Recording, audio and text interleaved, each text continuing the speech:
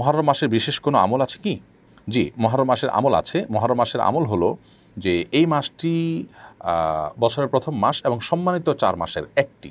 সম্মানিত 4 মাসের একটি হিসাবে এ মাসে আমরা নিজের প্রতি নিজে পাপাচার এবং অপরাধ করে অত্যাচার অবিচার করা থেকে বিশেষভাবে বিরত থাকব। কারণ আল্লাহ তাআলা বলেছেন, যালিকা দ্বীনুল কাইয়্যিম ফালা তাজলিমু ফিহিন্না আনফুসাকুম।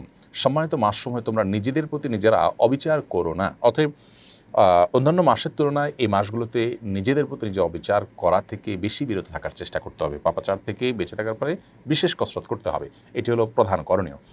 দ্বিতীয়ত, মুহররম মাস, এই মাসটি সম্মানিত 4 মাসের মধ্যে আবার শ্রেষ্ঠ। যার কারণে আবার সম্মানিত 4 মাসের 3টি যে ধারাবাহিক জিলকদ, জিলহজ, মুহররম, এর ভিতরে শেষ মাস এটি। আরেকটি হলো রজব মাস, চতুর্থ মাস যেটি। তো রমজানের পরে বলা যায় সবচেয়ে শ্রেষ্ঠ মাস এটি। এজন্য এ মাসে আমরা অন্যান্য নেকামলগুলো, রুটিন নেকামলগুলোকে বিশেষ গুরুত্বের সাথে করব। এটিও এই মাসে করণীয় বলা যেতে পারে। আর তৃতীয়ত যেটি বলতে চাই তা হলো এ মাসের অন্যতম করণীয় হলো নবী করিম সাল্লাল্লাহু আলাইহি ওয়াসাল্লাম যেটি করতেন সেটি হলো বেশি বেশি নফল সিয়াম রাখা। তিনি বলেছেন, আফদালুস সিয়ামি বা'দা রমাদান শাহরুল্লাহিল মুহাররম।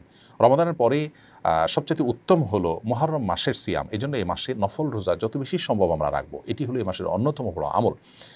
চতুর্থত যে আমলটির কথা বলবো তা হলো এই মাসের আশুরা রোজা রাখা।